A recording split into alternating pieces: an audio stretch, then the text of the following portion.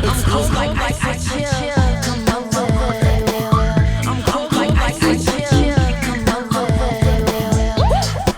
You have arrived to Offstage with DJ Law, bringing you the best local, regional, and international music genres with interviews and positive vibrations.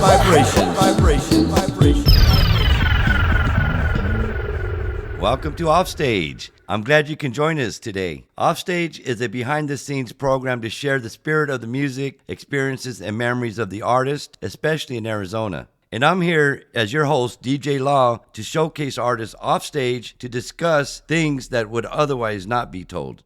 Before we begin, I want to introduce you to my new co-host, Patrick Murillo, also known as Ross Patrick. How you doing, Patrick? I'm back, bro. I'm back. I had you on my first offstage show with DJ Law. We had a great time. I'm glad to have you back, but now as my new co-host. Today, we're going to have a special guest, my cousin, who was inducted into the Arizona Blues Hall of Fame. His name is Mario Moreno. Before we speak to him, I'm going to play one of his songs, a special one that came out of the archives. The song name is El Mosquito. Mario Moreno covered it during one of his live shows way back. And here it is.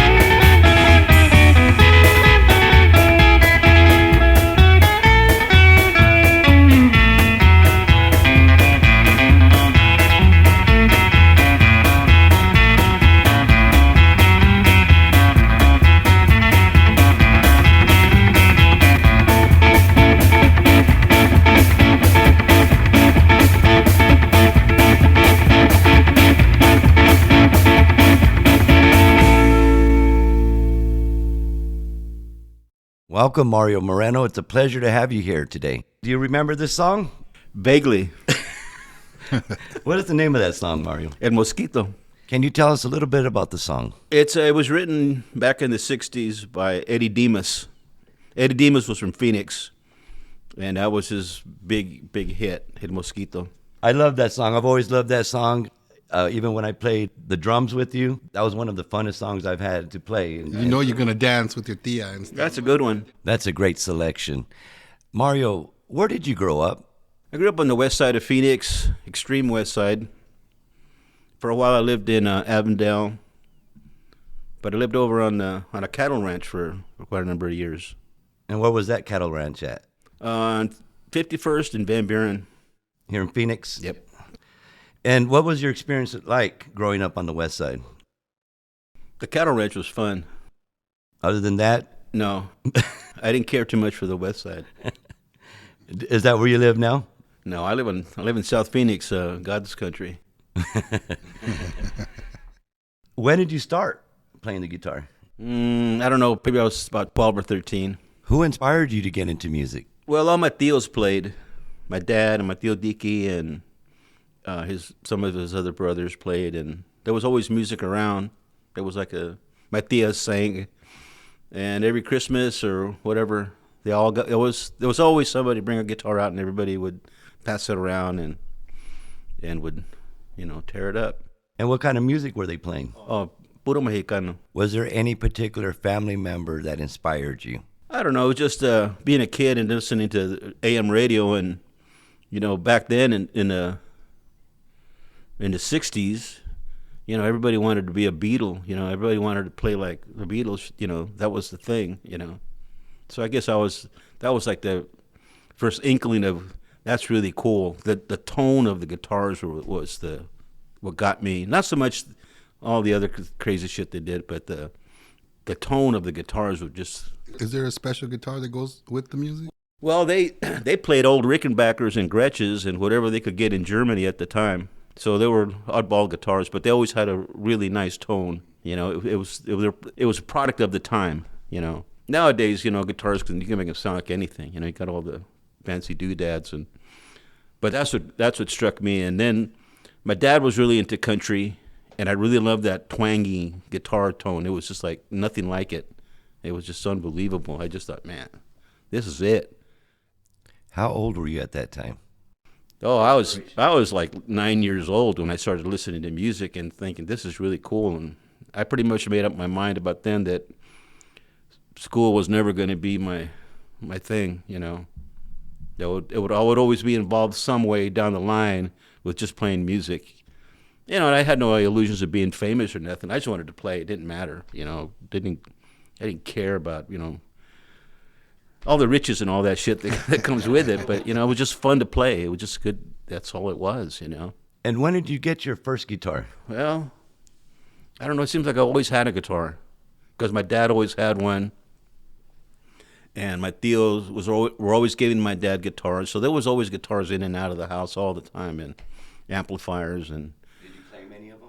I had them for a few years. My tio Chapo gave me a couple of guitars, and he gave me an amp.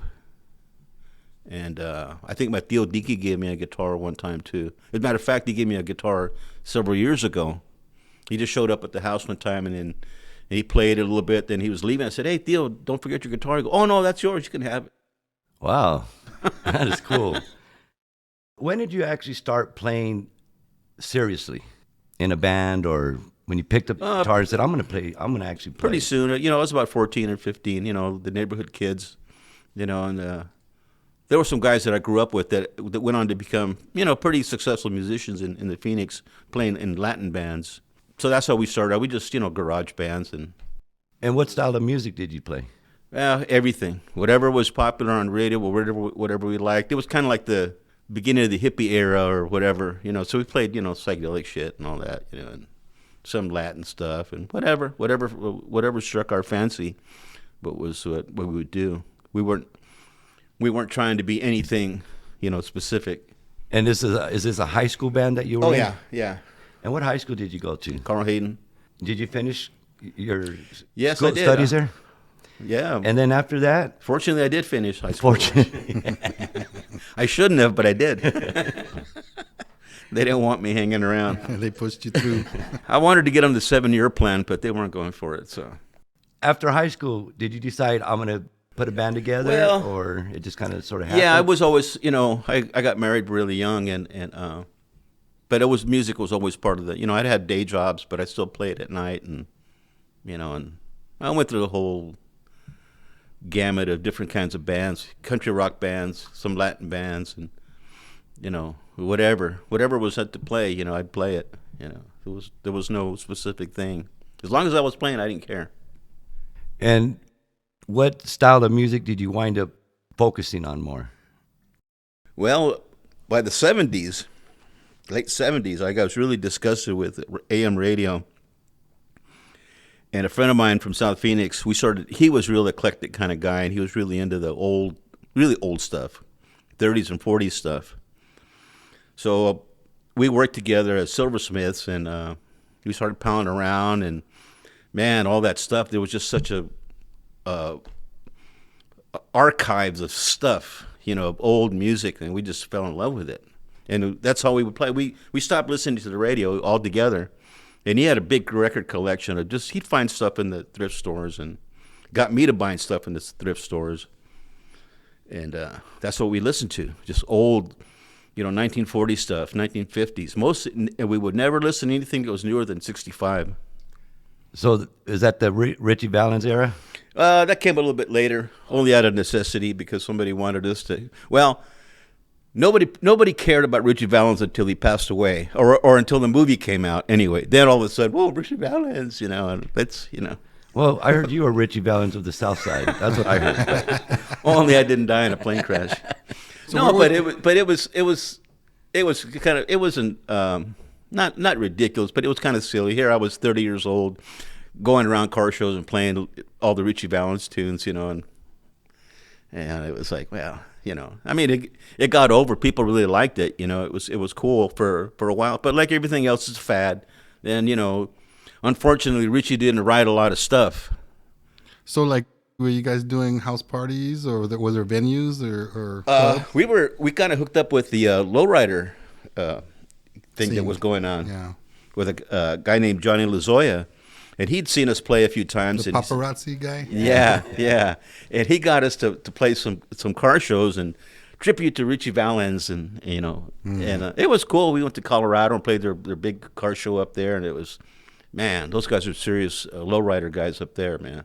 Not knocking the guys from Phoenix, but I didn't think Colorado, there was no Mexicanos up there, I thought it all stopped at Cordes Junction. At Bass Cordes Junction, there was no Mexicans. I was wrong. I understand that you're recording some original music that I don't think you've ever recorded in the past, or you may have recorded. Yeah, some of it we've done, some of it I haven't. There's kind of half serious. Trying to get a demo out years ago. And never went anywhere with it. We were always in kind of discombobulated. Me and the bass player, we played together for a long time, and we were always having our issues, And we ended up playing it together up, even up till he passed away. Is that Bruce Hamlin? Yeah, and so it seems like we had fits and starts all the time. We'd get going, and then it would peter out, and we'd start again, and it would peter out, but in between all the time, we actually were a really, really good band. And you guys had several bands together, right? Yeah. We, like I said, we were always playing with somebody, And he was the bass player, correct? Yeah. And the band that you have now, what's the name of it? It's the Ramblers, and I got Jimmy Dorholt playing drums, and I got a guy. I always want to call him a kid because he's younger than us, but he's actually in his 50s. But since we're so old, he's the kid of the band. We got a guy named Shay, and he's a really good bass player. I really like the guy a lot. He's a pretty good player. I want to play a song, a preview. It hasn't been released yet, called Gal from Tennessee. How were you inspired to write that song? Well, believe it or not, I was asked, my wife asked me, so how did you write that song? Is that about a girl you have in Tennessee? And I go, no, it's just some stupid song I wrote, But then I thought about it, and I remembered, I don't know if it's kind of a long story, but there was this cartoon, a Warner Brother cartoon with Daffy Duck in it. Now Daffy Duck had a girlfriend, and they were at the beach, right? And so this other duck comes along, and he's all big and buff like that, and he pushes Daffy Duck out of the way. He punches him and knocks him out, and he takes his girl, and he's over sitting on the blanket, and this big buff guy's got a guitar, and he's singing this tune, and he goes, come along and go with me down to Memphis, Tennessee, down in Memphis, Tennessee. And that tune always stuck in my head, so that's how Gal from Tennessee came around. All right, well, let's hear it.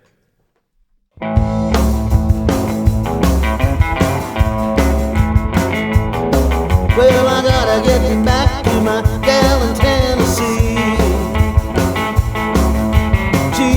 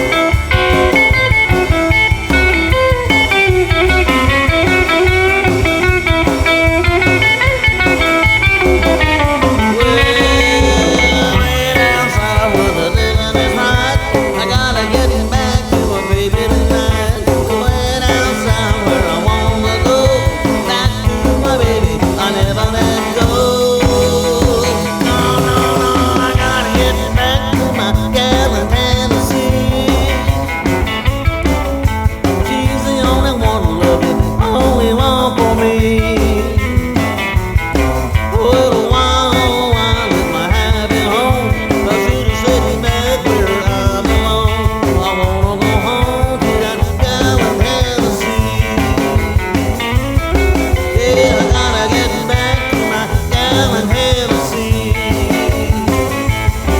Oh, I wanna go home to that gallon Hennessy.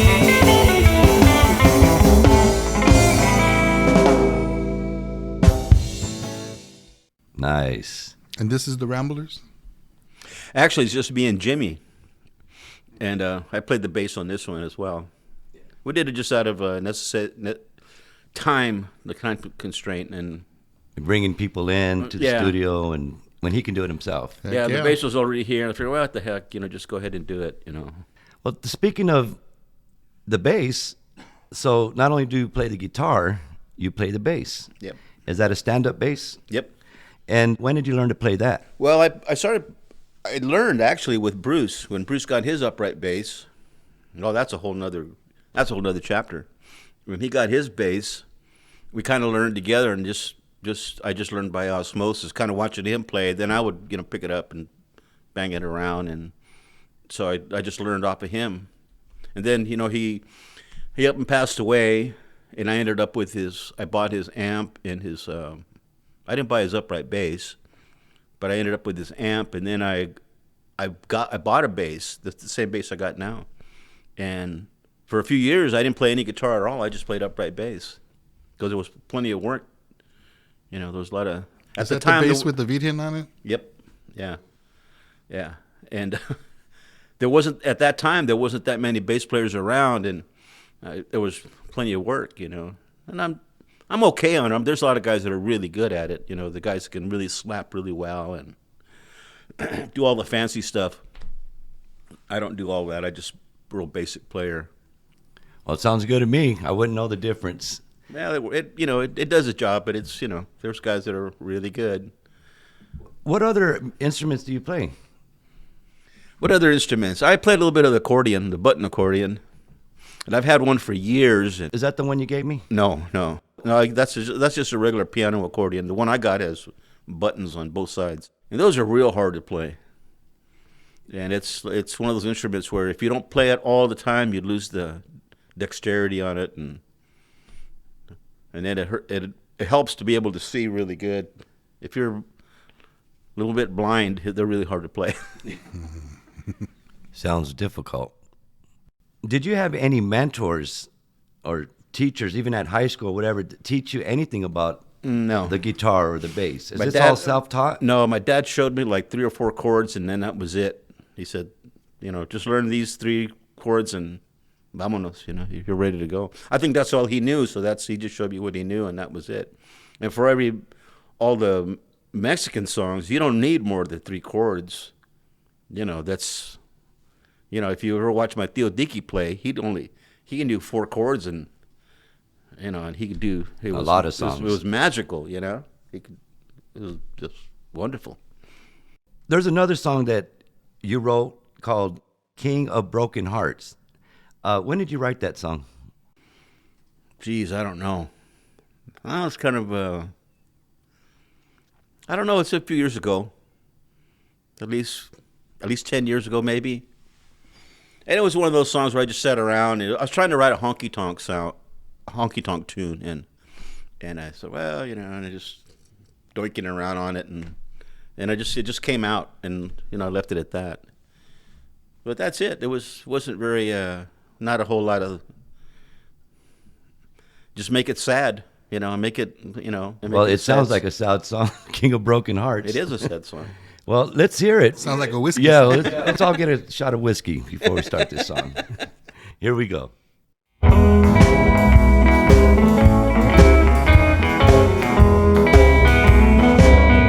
Well, I'm a king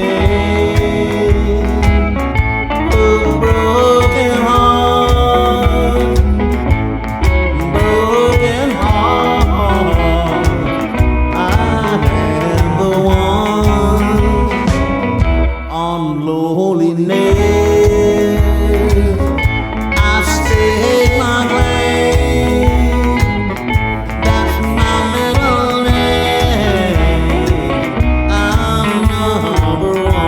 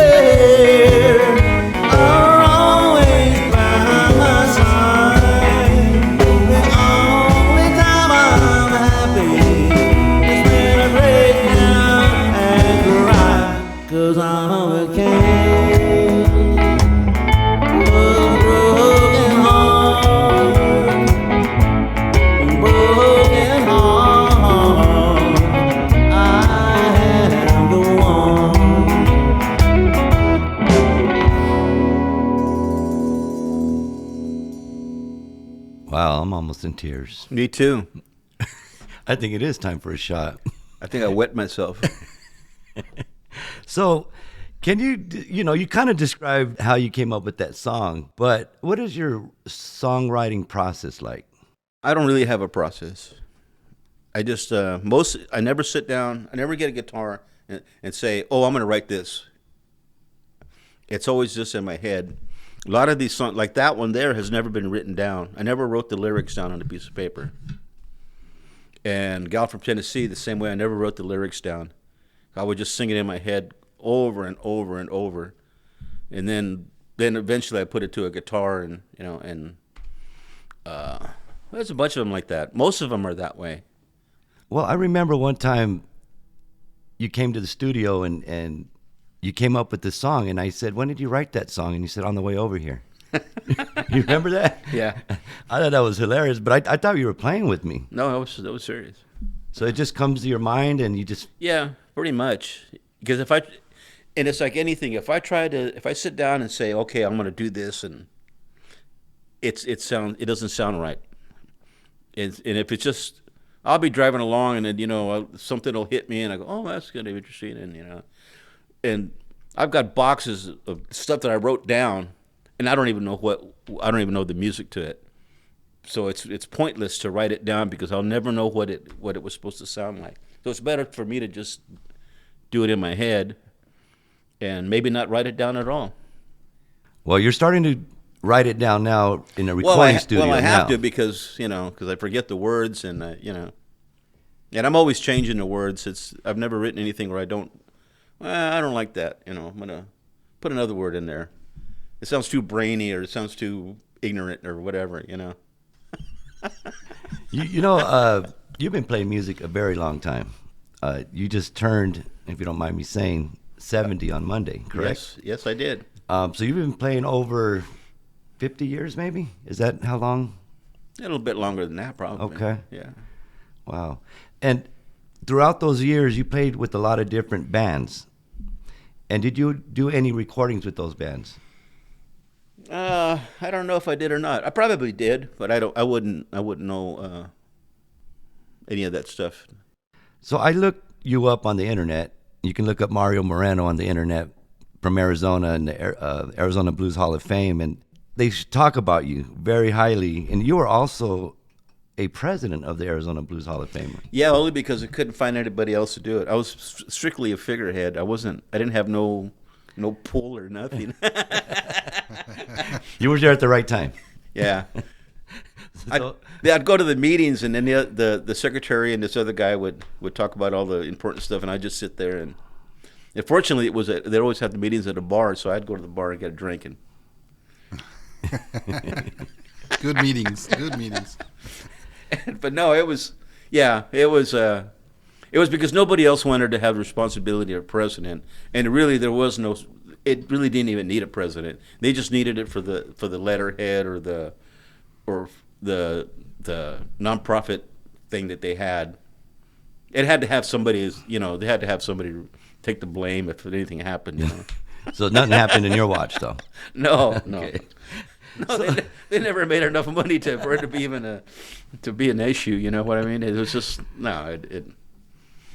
So on their website, they talk about several bands that you were in, and I remember you bringing this up about these bands. I remember the Varmints. Yeah, that was the Rockabilly band we had for years. Yeah. And when did you start that band, or who started that band? That was back in the '80s, early '80s, and it lasted for quite a while, and then it broke up. And I went to play with a blues band. I played with a band called the Hoodoo Kings for a long time. I remember those guys. 10 years or so. I don't remember. It's a blur. But at that time, the blues scene in Phoenix was just exploding. Everybody wanted to have a blues club. Everybody was in a blues band, and it was a pretty nice time. It was, a lot of fun. Big Pete Pearson, Big Pete and those and guys. Small Paul.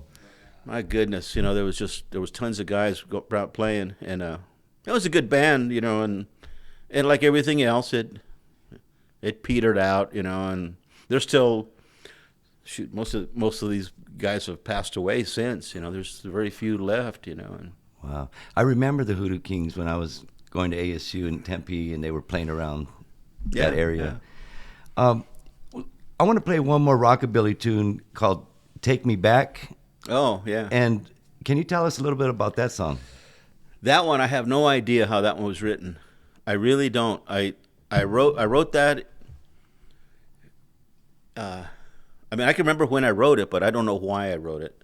When did you write it? I was playing on the road with this band from San Diego, the Forbidden Pigs, and I was sitting in the back of the van, and we were going through Texas or something like that, and I was just sitting back there,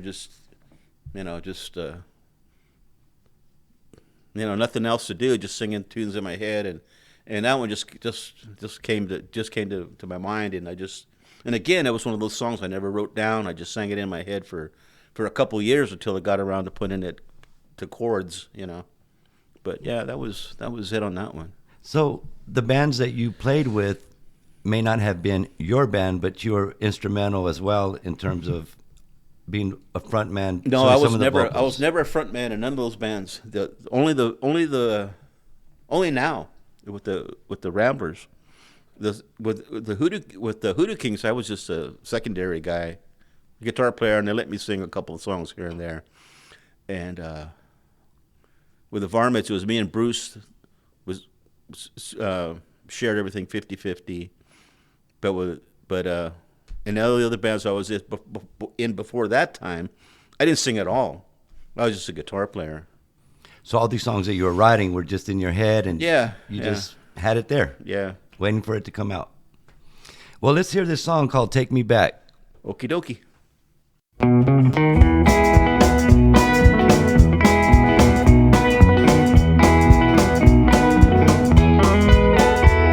For 10 long years behind these gray walls, life slowly fading away. My life is near to an end. For long I'll be in my grave. It's been such a long time since I've been back home. Lord, how it's breaking my heart. For when the morning comes, I'll take my last walk from this old place I will part. Take me back to where I was born, the place I hold so dear. For when they place me in my box of pine, don't let them bury me here. No, don't let them bury me here.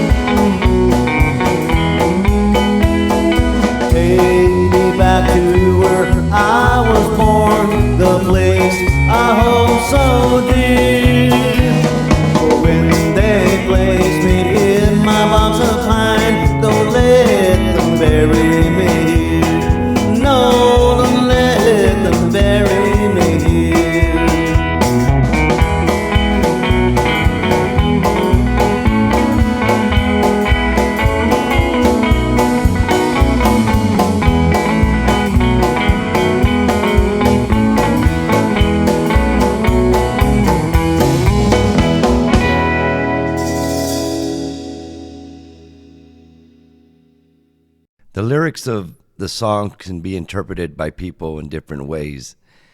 What was the meaning behind this song? It's about a guy that's in prison, okay, and he's in prison, and he's about to meet his executioner. So he's telling everybody that's listening to him. He says, "Hey, when you kill me, don't bury me here. Take me back home." Wow, that's a deep song.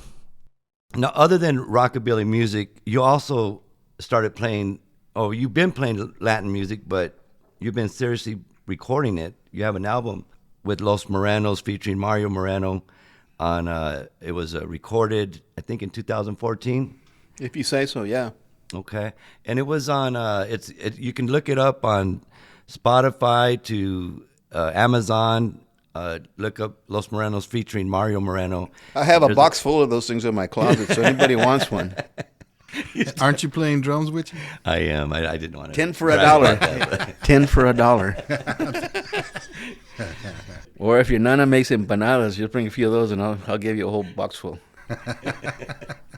Before we get into the Latin music, I want to ask you a question about rockabilly, because you are Mexican or Chicano. I'm not sure how you identify yourself, but the music that you're playing, the rockabilly, is more like rock and roll. Like, it's a cultural difference in what you were playing. Oh yeah, definitely. It's a hillbilly, and it's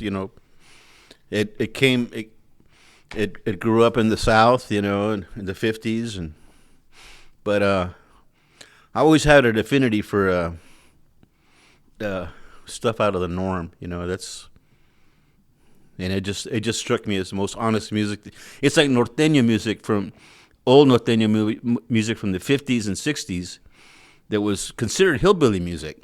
Now it's all polished and it's big time now. But back then, norteño music was considered hillbilly music. Well, American hillbilly music is almost like norteño. It's got the same connotation. And there were just so much of it, and a lot of it is just, people say, "Oh, that just sounds bunch of hillbilly crap." I go, "Yeah, but it's the most honest music you're ever going to hear." Did you ever experience any racial tension in that scene? From being a Latino? Oh no, not at all. The only time I experienced any racial thing was when we played in Boston, and we were loading our gear in, and I was carrying a milk crate that had a bunch of stuff in it, and I'm walking in, and the waitress. One of the waitresses came over. She goes, "Oh, I'm sorry, son. All deliveries are around back." She thought I was like the lechero or something. Bringing it. I go, "No, I'm in the band." I said, "I'm just setting up the gear." She goes, "Oh, well, okay." And then she walked away. Boston, good old Boston. Well, we have another song I want to play. It's called Latin Kind of Blue. Oh yeah, I remember that one. Yeah. That was on your album as well back in 2014. And did you just come up with that song the same way? Or was that something just you kind of developed? That just started out as a jam song for us. When we get together and play, with Andy and Alex and Lazar. I say, "Oh, yeah, I'm going to play these chords right here." And just, start playing them like that. And they'd all jump in and play. And, and that's how it was never a... Yeah, and then you told me what beat to play. Yeah, I told you what to do, basically. Yeah. Yeah, thank you. You taught me a lot. So you know how to play drums too, then? Only in my head. Well, we're gonna play Latin Kind of Blue. I hope you guys enjoy it.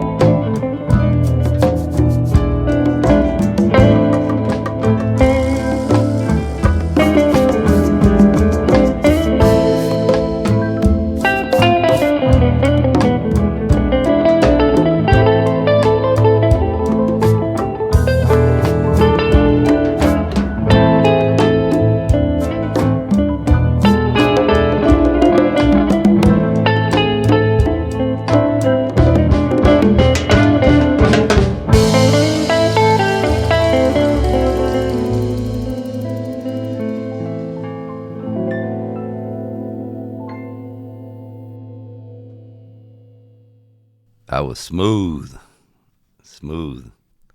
There's another song that you wrote called Que Bonito. It's a very popular song, and people have asked you to videotape you singing it, performing it, and have actually placed it on YouTube and other media sites. When did you create that song?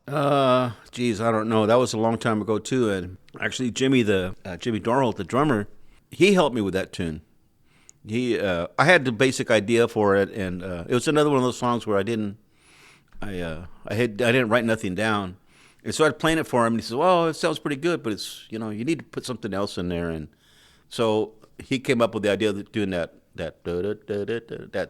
walk up thing, and so we put that in there. When we started playing it, it was just acoustic. It was just a requinto, and he played congas at the time, so it was just the requinto and the congas, and that's how we played it. And but that was a long time ago. Yeah, I remember we played it with the whole band, and you really didn't like it. You liked it more acoustic style. Yeah, it sounded it was too much Santana-ish sounding. And I'm not knocking Santana, but for me it just didn't. That's not the way it was originally supposed to be done. And the way that we play it now, it's played real jazzy, and it's not so heavy-handed. Now it's real light and kind of jazzy, and I get to do all that fancy pants stuff on it. So this is an acoustic style. Yeah, and I was trying to do it like Trio de los Panchos. Were they from Arizona? I don't know where they're from. Mexico. Well, let's hear it. Well, let's hear it.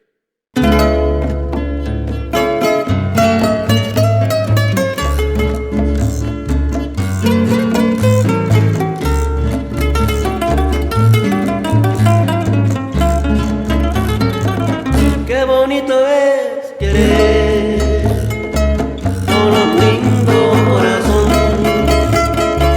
Qué bonito es que eres toda mi ilusión. Qué bonito es amar con un lindo corazón.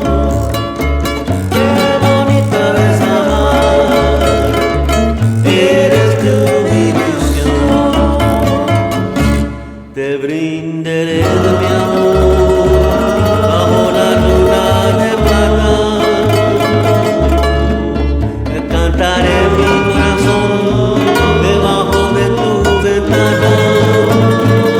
Qué bonito es amar con un lindo corazón. Qué bonito es amar, eres tú mi ilusión.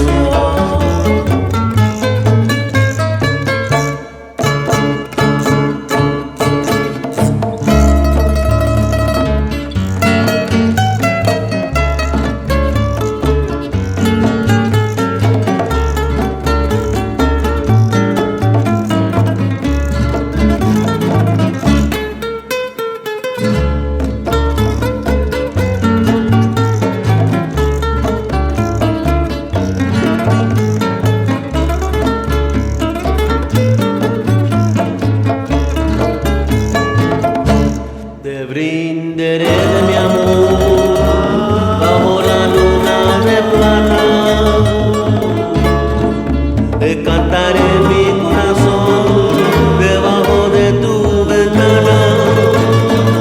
Qué bonito es querer con un lindo corazón. Qué bonito es querer, eres tú mi ilusión.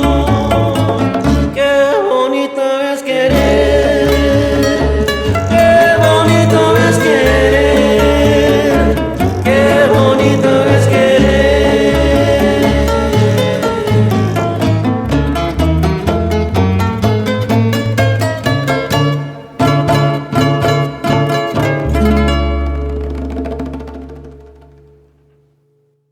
Did I play bass on that one too?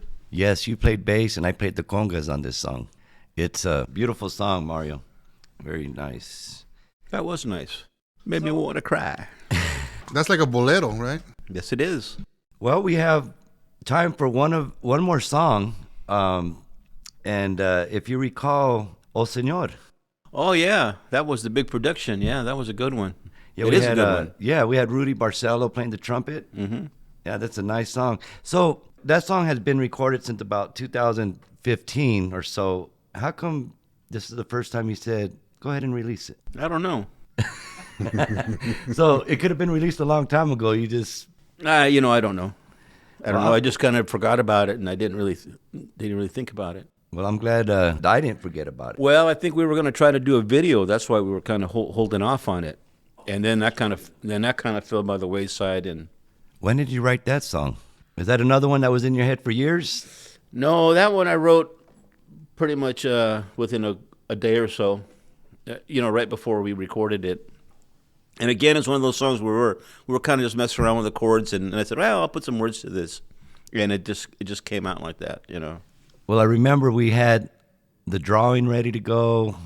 Everything was ready to go so we can publish the song, and it just never happened. Yeah. But today you guys are going to have a real nice treat. We're going to give you a preview of what we're going to be releasing in the next couple months. Oh, Senor.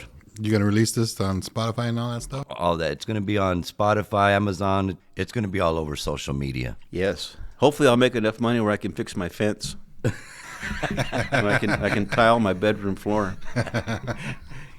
Here it is. Oh, Senor.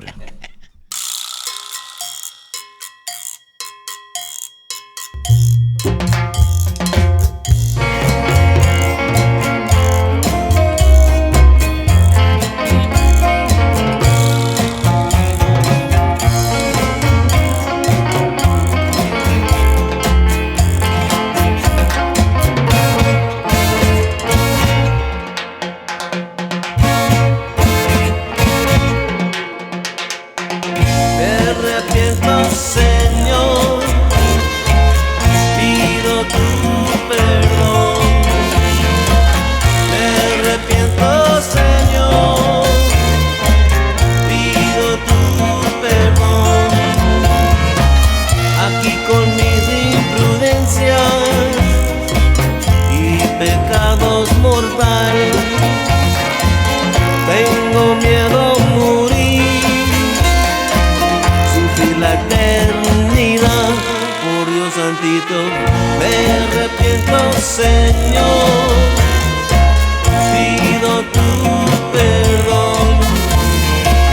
Me arrepiento, Señor, pido tu perdón.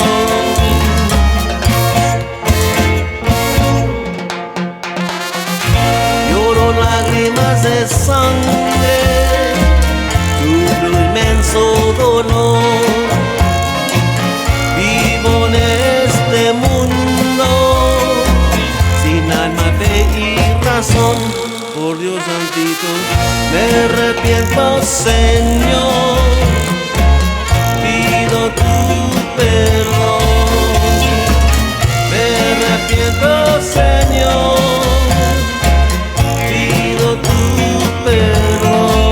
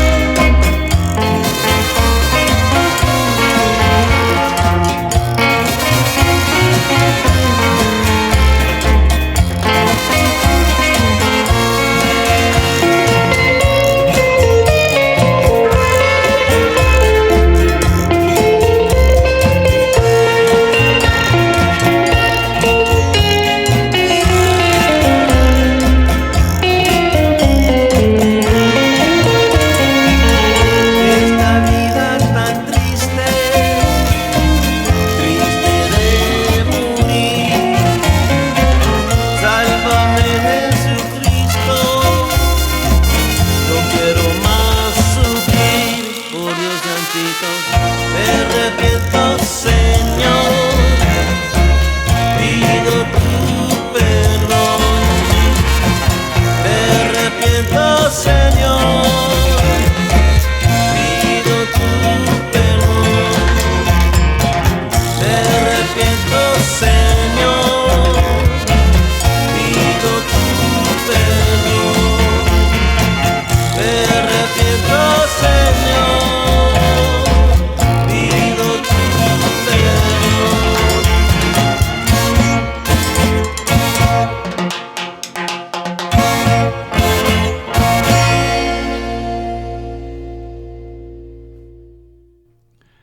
Wow, that was a deep, heavy song.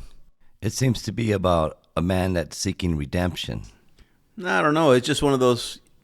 You get this idea to write a tune, and you want to write it from a.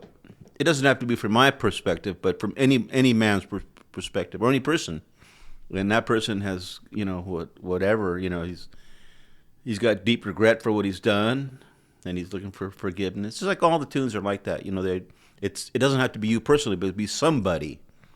Whether it be a honky-tonk song or, rockabilly or like this.